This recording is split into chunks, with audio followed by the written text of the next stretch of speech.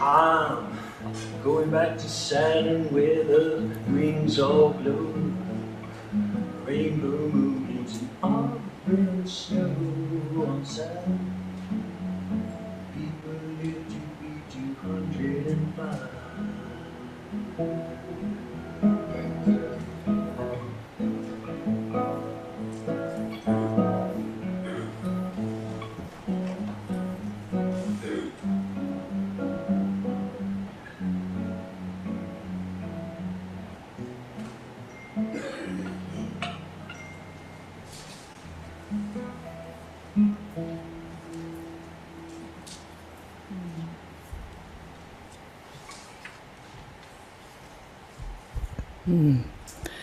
Thank you so much, Michael. That was lovely. So, good morning, everyone. Welcome to First Parish Church of Stowe and Acton. We are a welcoming spiritual community. My name is Katy Weeks, and I serve as the co-chair along with Johanna Pyle of the Racial Justice Task Force. If you are visiting FPC for the first time, we welcome you. Please let us know you're here by filling out one of our visitor information cards in the pews and hand it to an usher. Our minister, staff, and board are listed in the front of the order of service, and please feel free to ask me or any of these people for information. And actually, to tell you the truth, it's only us lay folks here today. So you can ask me or Lisa or any of the people that you saw doing the service this morning. If you would like a large print order of service or hymnal, please ask the ushers, and the listening devices are small radios. So I'd like to draw your attention to the announcements in our order of service today and invite you to check our webpage for more information. And wearing another hat, I want you to notice that there is a wonderful craft beer and food truck festival next Saturday. Please, please, please come anytime between 12 and 4 and enjoy yourselves. It's going to be amazing, really amazing. And I think that that's pretty much all of the announcements. Look at all the other ones in your order of service. They're all great. And I think we'll just get started. Okay. And now we're going to start. The opening words are "Come, Come, Whoever You Are" by Melanie Morel-Ensminger. Come, come, whoever you are welcome here. No matter your age, your size, the color of your eyes, your hair, your skin, you are welcome here. No matter how you came here, if you came alone or with others, you are welcome here. No matter whom you love or how you speak or whatever your abilities, you are welcome here.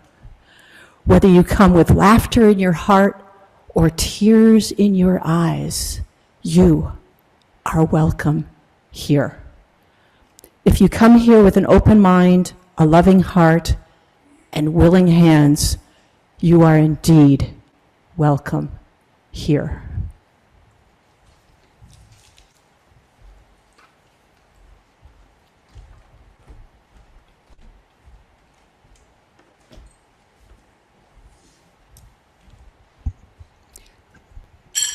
Okay. Our chalice lighting words are "Letting Go" by Jay Wolin. Are we a people of holding on or of letting go? Holding on to rigid ideas or letting go and opening our minds and our hearts to something new?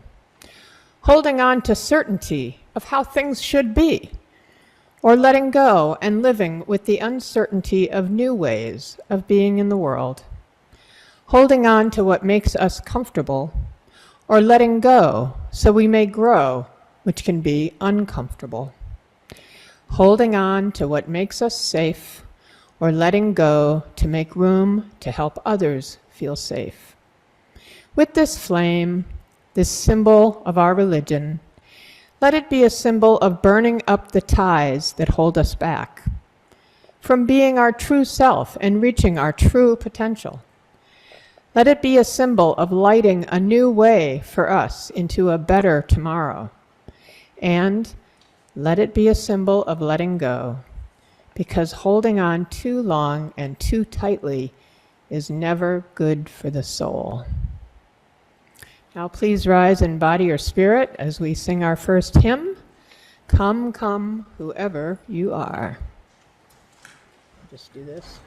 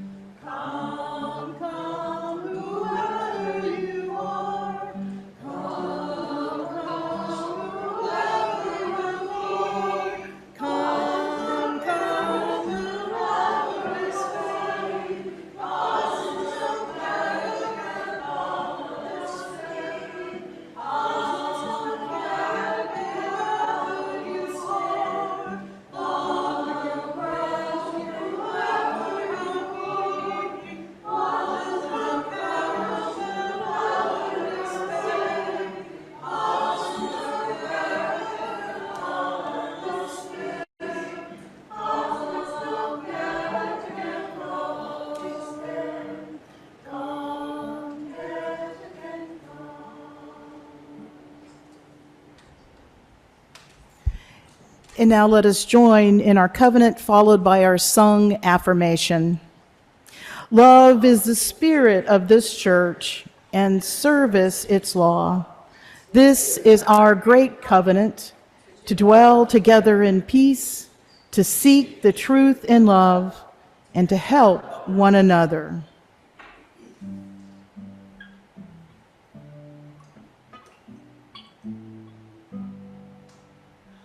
From all that dwell below the stars, let words of love and peace arise. Let joyful songs of praise be sung through every land, by every tongue.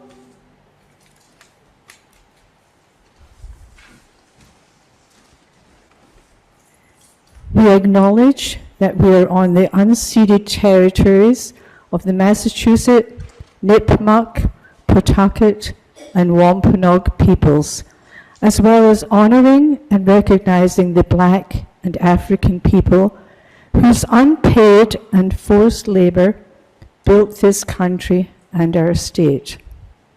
We celebrate and work in solidarity with Black, Indigenous, and people of color organizations leading the movement for our collective liberation in line with our UU values.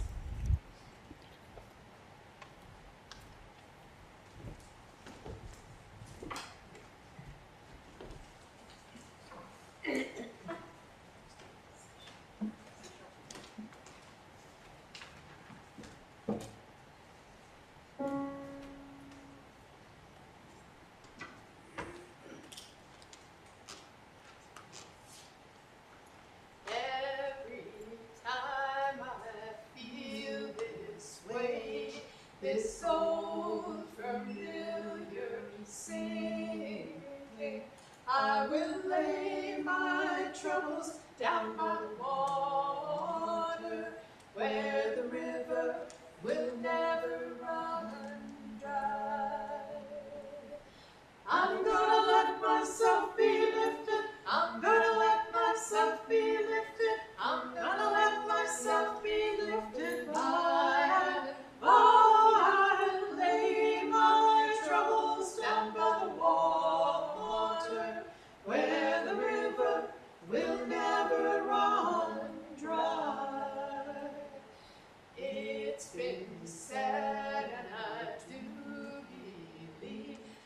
as you ask, so shall you receive. So take from me past troubles, bring me sweet peace, where the river will never run dry. I'm gonna let myself be lifted. I'm gonna let myself be lifted. I'm gonna let myself be lifted by my Lady. My troubles are down by the water, where the river will never run dry. There is a river in this heart of hearts, with knowingness of my highest good. I am willing, I will do my part, where the river will never run dry. I'm gonna let myself be lifted. I'm gonna let myself be lifted. I'm gonna let myself be lifted by and by. Lay my troubles down by the water, where the river will never run dry. Where the river will never run dry. This river will never run dry.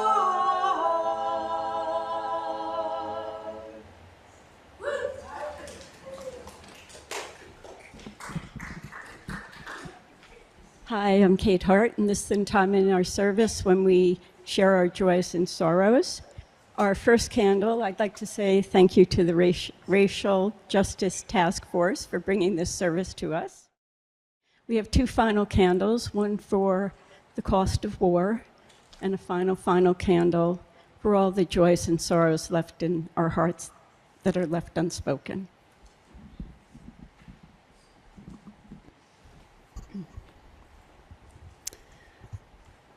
The meditation reading is We Are Known in Community by Leslie Takahashi. We who have no all-knowing deity to whom to regulate all the heartbreaks and complexities of human hatred often feel alone.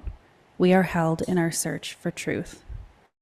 We who are not sure of what is larger than us are sometimes left with a sense of burden when the world is troubled.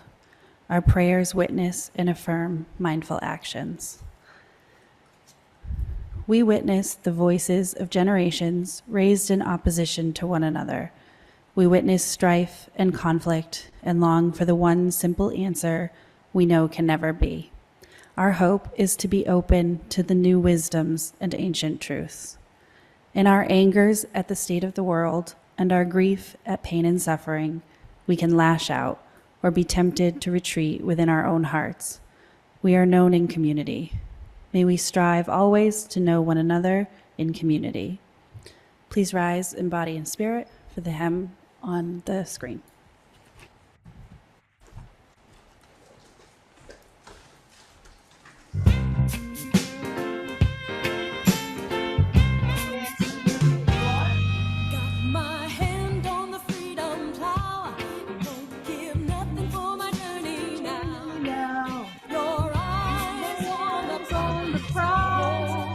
Hold on, hold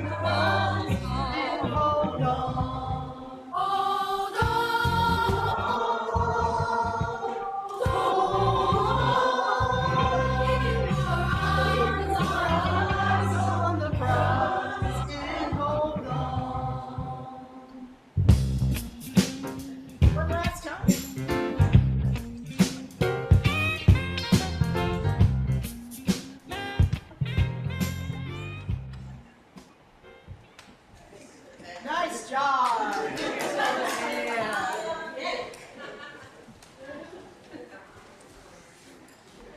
We gotta do more dancing in this church. Hopefulness in Bad Times, from You Can't Be Neutral on a Moving Train by Howard Zinn. To be hopeful in bad times is not just foolishly romantic. It is based on the fact that human history is a history not only of cruelty, but also of compassion, sacrifice, courage, kindness. What we choose to emphasize in this complex history will determine our lives. If we see only the worst, it destroys our capacity to do something.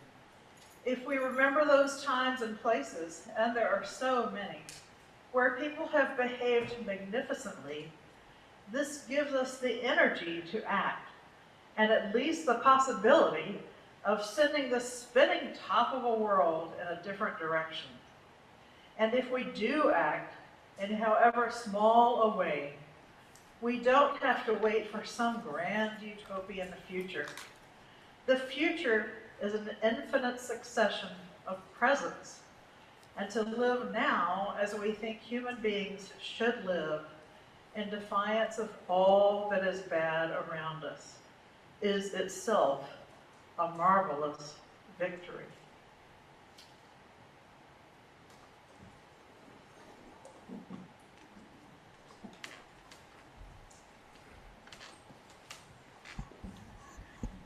In July and August, we share our weekly offering with two recipients, the documentary Why Are You, You, You? Why Are You, You? And the Interfaith Partnership for Refugee Resettlement. You may donate with a check made out to First Parish Church, online at fpc-stowe-acton.org/donate, or text to 978-310-3309. And all that information is written in your bulletin in case you didn't commit it to memory as I was reading it. We will now listen to a beautiful offertory and collect our tithes and our offerings.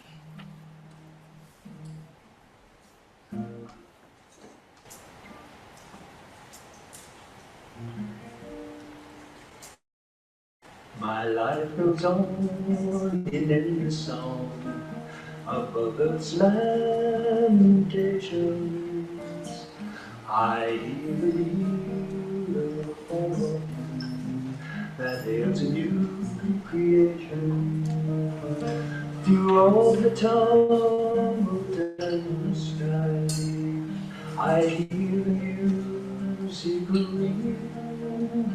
It sounds an echo in my soul.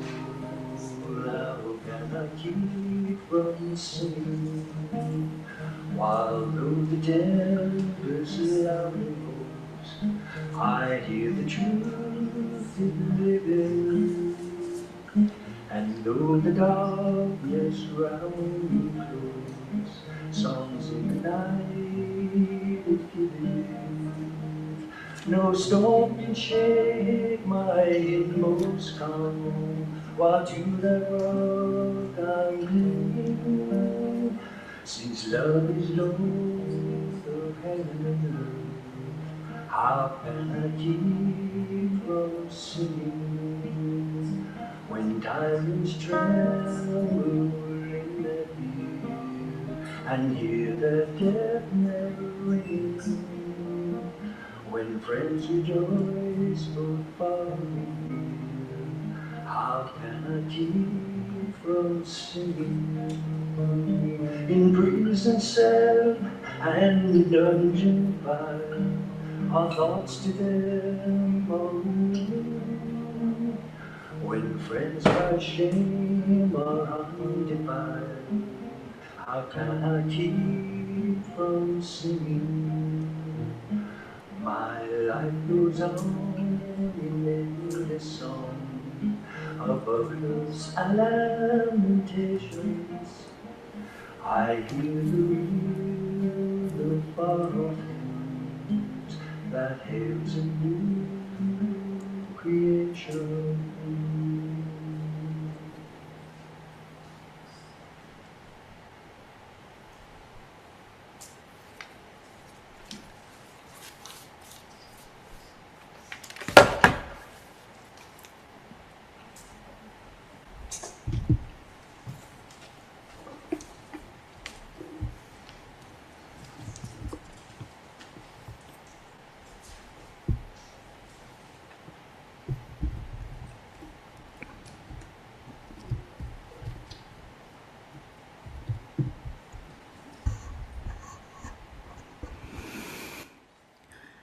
Join me as I breathe a little, and so you can breathe a little too. And thank you, Michael, for that beautiful song. It's a special place in my heart, which maybe I'll relate later in the sermon. Let's breathe in and breathe out. Breathe in and breathe out. And if you're willing on this next breath in to take your hands and put them over your heart. Breathe in.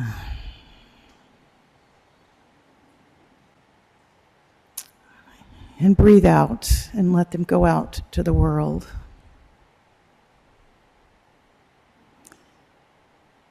And as you come again, bring your hands in and breathe in love. And breathe out hope.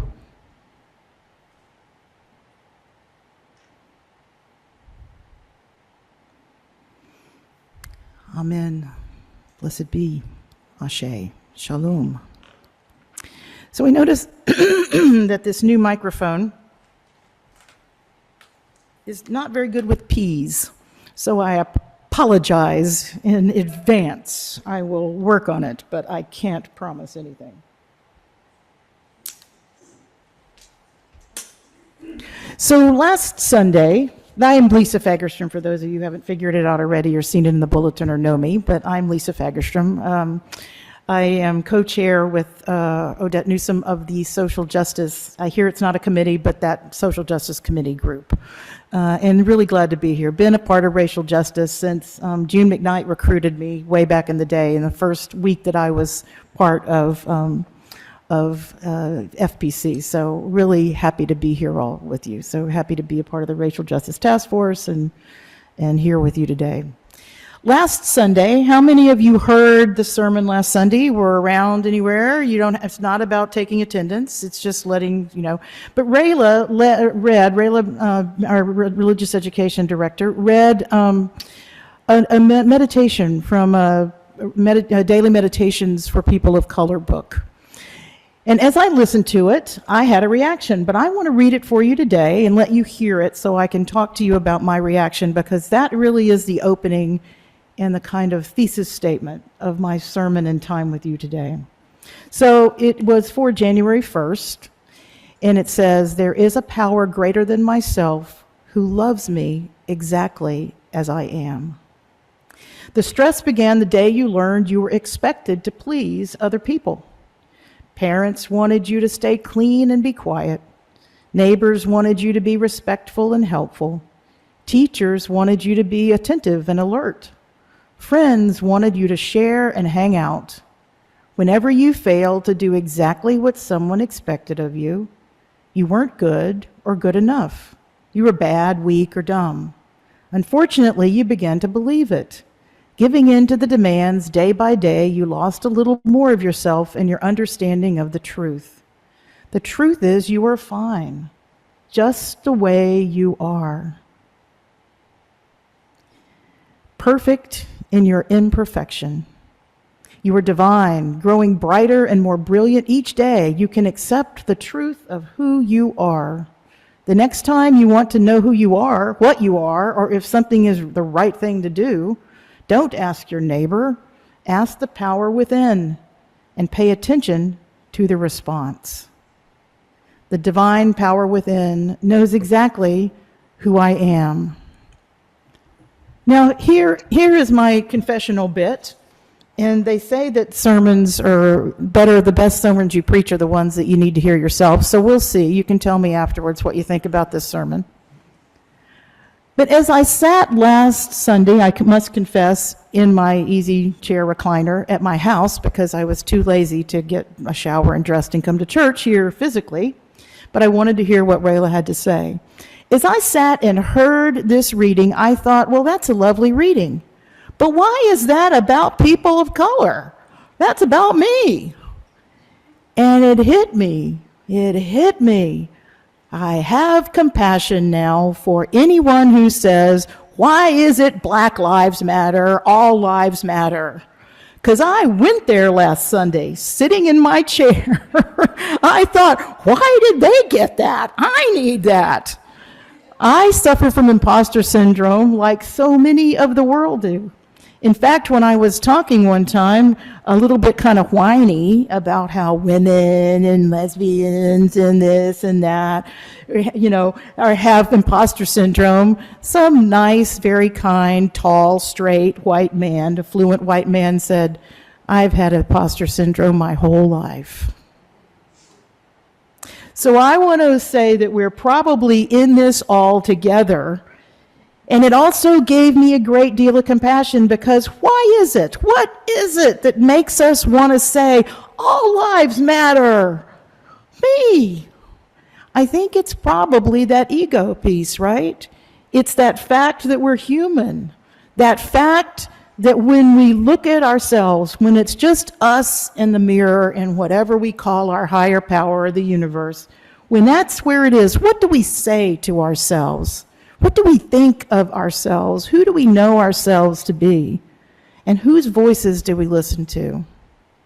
So I want to point out to you that I have come to a deeper understanding. Now, you got to know I've been doing this diversity work and this racial justice stuff for 30 years, maybe a little bit more at this time.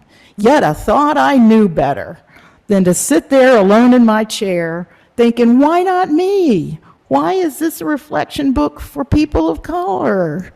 Hear the whine in my voice? But here I was. So I think, my friends, when we talk about the personal, the interpersonal, the institutional, structural, and cultural aspects of racism and dismantling racism, we cannot ever, ever, ever forget the personal of who we are. So I'm going to treat you to a little bit of a journey through a couple of books that have come into my realm. And I want to do this in a way, too, to say one of the things in this work, and if you've gotten up and come here, at least you're a little bit interested in the topic, I think, because there's other places you could have been this morning. But one of the pieces of this work is to be aware, is to always be doing our own work. I could have just not paid attention last week. I could have gotten up, I could have been pissy, I could have turned the thing off, I could have not listened to what else Rael said. I could have just kind of gotten a little upset by that. But instead, I thought, oh my goodness. Oh my goodness. What about me? All people matter. And I had a moment of compassion. A moment of reality, not just for others, but for myself. You see, one of the things that I have been doing recently, I found this somewhere online when I had to do a meditation, guided meditation, is a meditation that has you sitting by the ocean, sitting and breathing and hearing the waves come in, and you hear the waves saying, today you are worthy. Today you are capable. Today you are enough. Today you will have peace. And you realize after you hear that for a time that it's coming from within you. So I will ask you to take your hands and put them on your heart and say this to yourself if you are willing. Today I am worthy. Today I am capable. Today, I am enough. Today, I can have peace. Because you see, if I can't have peace, how can I be peace in the world? If I can't have compassion for myself, how can I have compassion for others? And how can I go about this work? So it really hit me. And one of the things and one of the places that I'm coming from with this, because I will tell anybody who listens, and probably some of you have already been subjected, let me say, to my beautiful wisdom around this. You don't need to raise your hands. I know who you are. But people have been subjected already to my beautiful wisdom. But you see, when it comes to me, I have to stop and remember about this. But I've also come into this idea of a book called Mystical Hope by Cynthia Bourgeault. And Cynthia Bourgeault talks about mystical hope as not being hope that's tagged to an outcome, but hope that radiates from within, hope that we can rekindle at any time. And so this, my friends, is why that book. This, my friends, is why that reading. This, my friends, is why each one of us need to know that our lives matter. But here comes the sermon. Your lives matter, and your lives are not the same as other people's. And I'm not going to ask you, but internally you can raise your hand if you think the problem of racism is gone in this country. Let's just talk about this country, okay? We don't need to go to the whole world. Do we think, anybody watching the news over the last month? And if you think in this congregation, okay, and I just want to say this up front because I'll say it at the end, but I'll say it now and I'll say it again at the end. I don't want to hear from anyone in this congregation this fall, at least this fall. I do not want to hear that we can't do anything about racism in this country this fall. Why am I saying that? Because we're going to have an awful lot of opportunities this fall, okay, to deal with people who say things that they probably don't even realize how racist they are. So I'll ask you point blank, are you prepared? You know, and then be careful before you answer because it's a little bit like the bacon and egg breakfast, right? You know this old joke? The chicken was involved, but the pig was committed.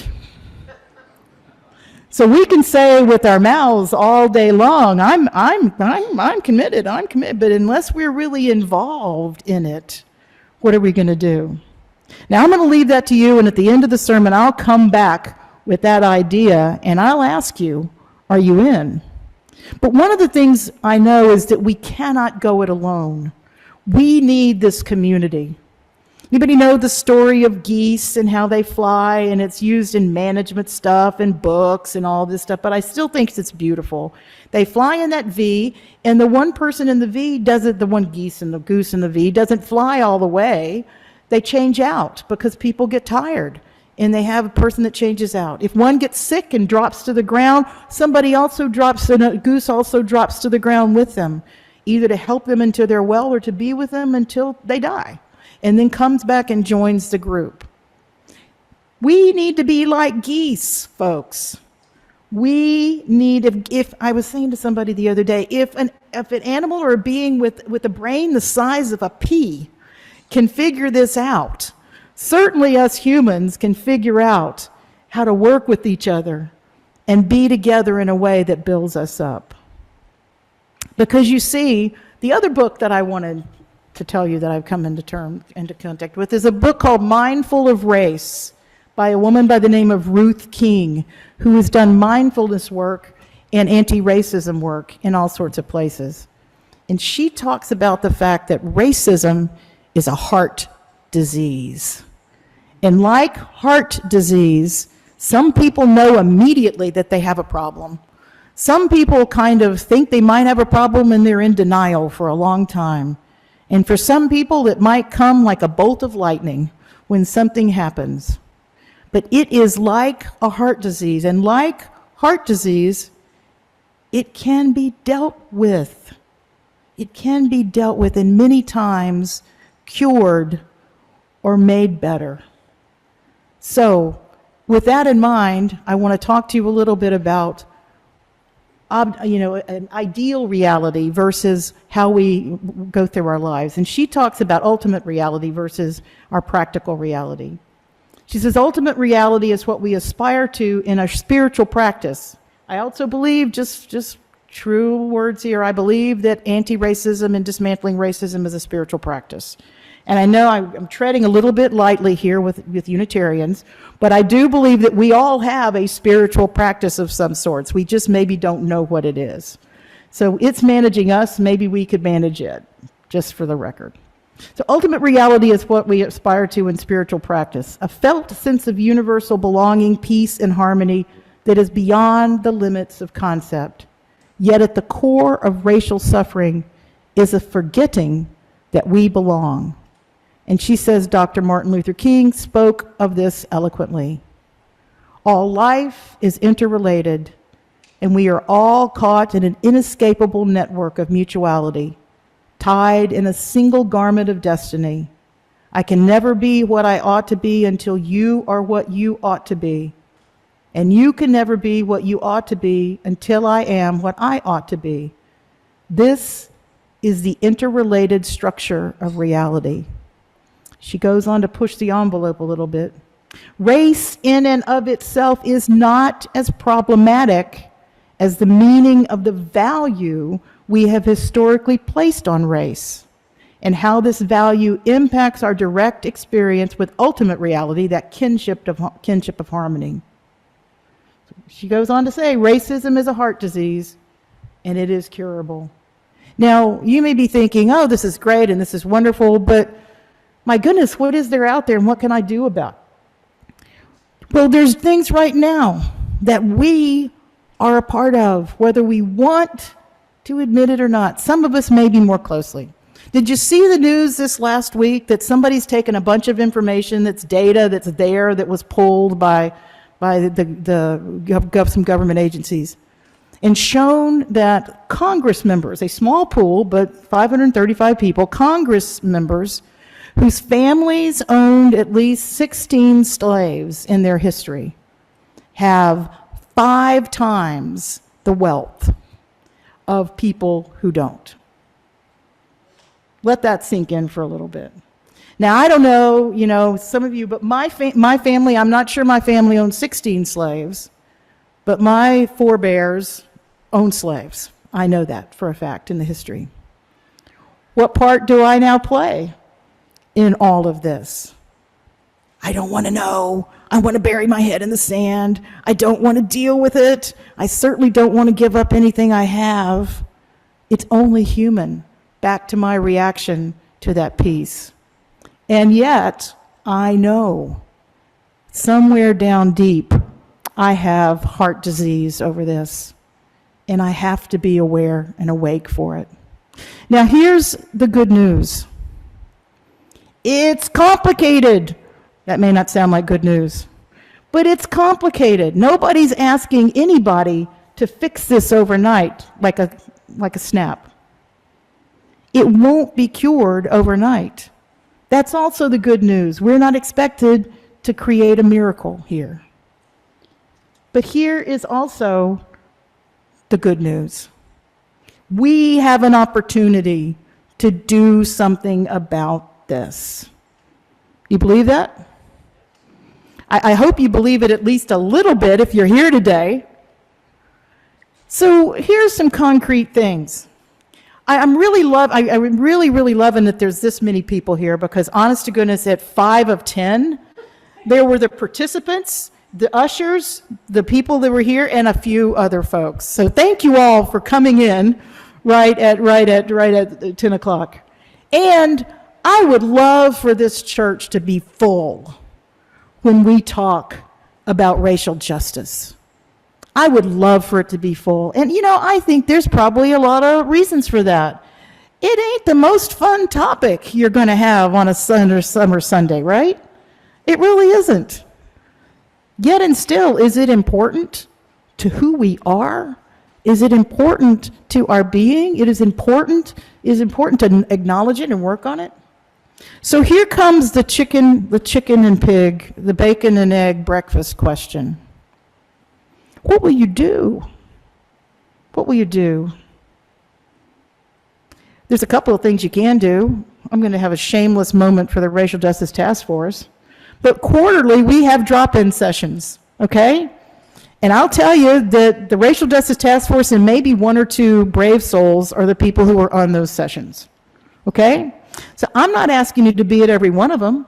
Will you come to one this year? Will you come to one, okay? And maybe will you bring a friend, all right? How many of you, and I am going to ask you to raise your hands, How many of you are on a committee or chair a committee or participate on a committee or an activity that's regular at FPC? Raise your hand. All right. Will you make a commitment to help that group raise to intentional consciousness how that group is interrelated and interconnected to racism and dismantling racism? And don't stop there. Injustice and discrimination in this world, in our community. Will you commit to helping raise that voice in your group? You don't have to do it every month. You don't have to do it every time. But if you see it kind of drifting and you see some connections there, will you do it? Will you be aware of what is going on? Because like I said, folks, this fall, oh my goodness, I don't care who you're going to vote for. That's not what we do in religious institutions, right? I don't care who you vote for. I don't care who you're leaning towards. But if you care about racial justice and dismantling racism in this country, you're going to have some opportunities to talk to people and to call people accountable for their unconscious racism and racist things. We have a self-proclaimed woman, biracial, Asian, and black candidate at the top of a ticket, all right? Things are going to be said. Things are going to be intuited, and many of them are going to be said like, I don't mean anything by this, but, all right? We all know what follows a but. But anyway, you're going to have some opportunities. Will you prepare yourself for those opportunities? And if it means rehearsing, I'm going to raise my hand. Raise your hand in here if you're willing to be a partner for rehearsing what you'll say to people if those things come up, okay? And now I'm going to testify a little bit. Susie O'Brien and Ingrid and I, we did a thing, the three of us, about difficult conversations. And I was helped leading that, and I decided if I was going to lead it, I should probably do something about it. So I took on my relationship with my sister as the difficult convocation. And one of the things I have to tell you is my sister and I are 180 degrees political. I mean, vehemently so. It has led to some interesting Thanksgiving conversations, as the old joke goes. But I took it on because I realized that I could learn. And my sister and I now, this is 4 or 5 years hence, because it was pre-COVID, right? We did this. My sister and I have the best relationship we probably have ever had in our whole lives together. Do we agree on things politically? No, we do not. Can we have conversations that aren't blow it out of the water now? Yes, we can. It can happen. It can happen. Find some practice partners if you need to. All right. Are you in? All right, I'm going to do something really silly because we need something to lighten it up here. I want you to be geese. Come on. Be geese. Be geese. Honk. Yeah, I see, heard some honking. That's good. Honk, honk, honk. We are geese. We are here for each other. We are in community. We already have been, and we can continue to make a difference. So, you got some things to do, and that's just a partial list. I'm so grateful for this church and who we are and the things we do. Please keep it up. Please do more. There's too much at stake. There's too much at stake. And never doubt that you, wonderful you, are worthy, are capable, are enough, and can create peace and be about this work. May it be so this day and evermore.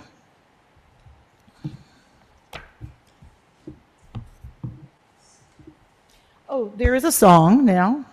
And Johanna is, what we're gonna do is we're gonna sing it through once because the words are in there, and it's, in case you don't know, it's a zipper song. So we're singing the first 2 lines and the last line, and then the next verse is printed in your bulletin. You'll figure it out. We're gonna sing the first verse once, and hopefully you'll get kind of going with it, and then we can sing it, the first verse again, and then the second and third. I think we're going to actually end up repeating the first verse at the end, because by then, you'll all be really know it. Rousing. So you need You say B flat? Is it B flat, baby?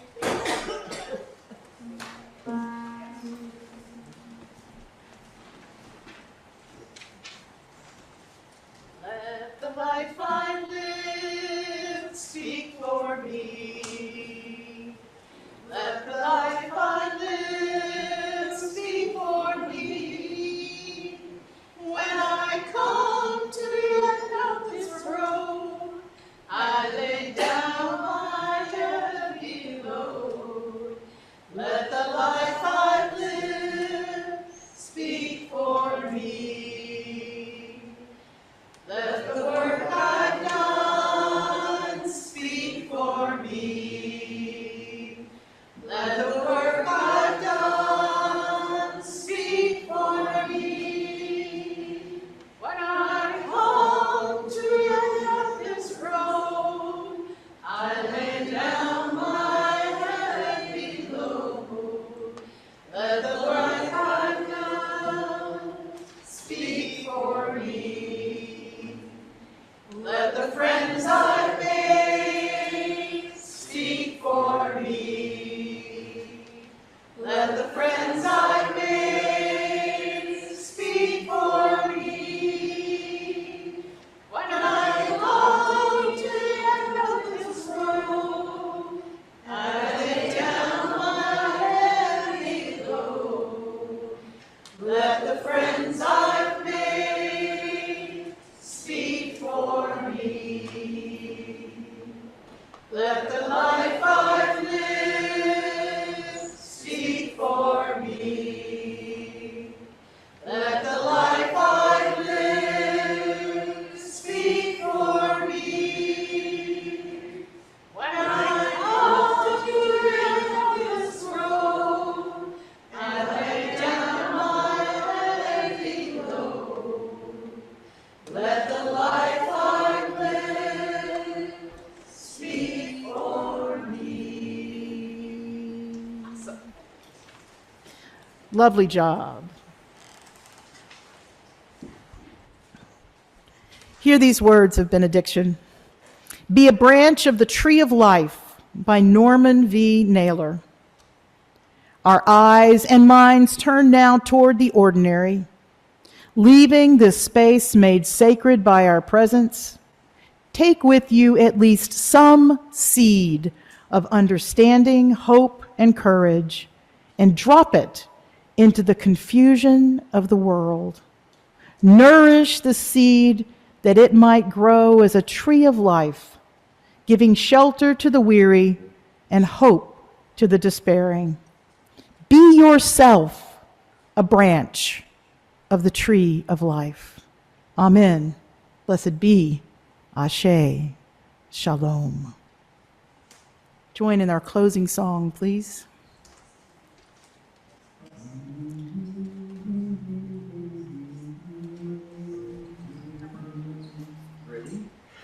Peace be with you till we meet again. As life lays its task before you, keep God's banner floating o'er you.